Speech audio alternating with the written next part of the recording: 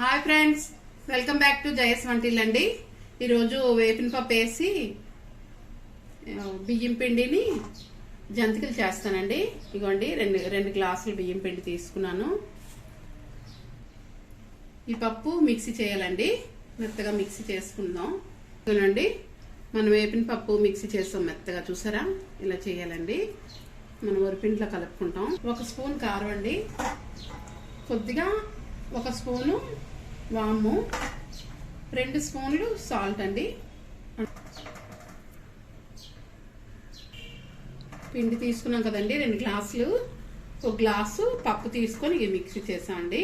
మన శనగపప్పు వేపిన పప్పు వేస్తున్నాను. ఇందులోని వాము వేసుకున్నాం అండి. 1 స్పూన్ వాము తీసుకున్నాం కదా, కొద్దిగా కారం వేసుకుంటున్నాం అండి.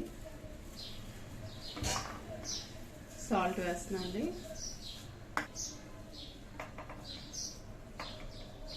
మొత్తం ఇదంతా కలిపిసుకున్నాక మనం నూనె మరబెట్టి వేసుకుందాం అండి.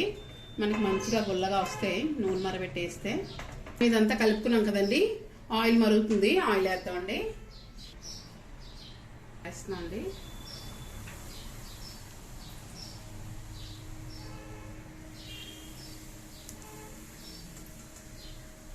వేడి వేడి ఆయిల్ వేసాం. మనకి గుళ్ళు వస్తుందండి జంతికలు. మనకి చూసారా ఇలా అవుతుందో? ఆయిల్ వేసి కలిపాక మొత్తం కలిసిందండి. ఇప్పుడు మనం నీళ్ళు వేసి కలుపుకుందాం. కొద్దిగా వాటర్ వేసి కలుపుకుందాం అండి. మనం చూసారా ఇలా కలుపుకున్నాము జంతిక పిండి. మనం పిండి కలుపుకొని 10 నిమిషాలు రెస్ట్ ఇచ్చామండి. ఇప్పుడు ఇగో ఇలాంటి 3 కన్నాలది ప్లేట్ పెడుతున్నామండి. ఇలా జంతిక కొట్టని సెట్ చేసుకుంటున్నాం. అప్లై చేస్తున్నాం అండి. లోపల మనకి ఫాస్ట్గా వస్తుంది. తీసుకుంటున్నాం అండి. వేస్తున్నాం జంతికలు కొట్టంలో.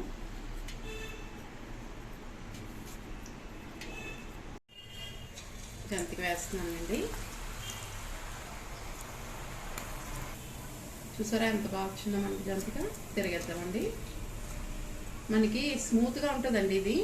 మనం పుట్నాల పప్పు వేసాం కదా, వేపిన పప్పు, దానివల్ల స్మూత్గా ఉంటుందండి. చాలా గుల్లగా వస్తాయండి జంతికలు కూడా. చూసారా ఎంత బాగా వచ్చాయో.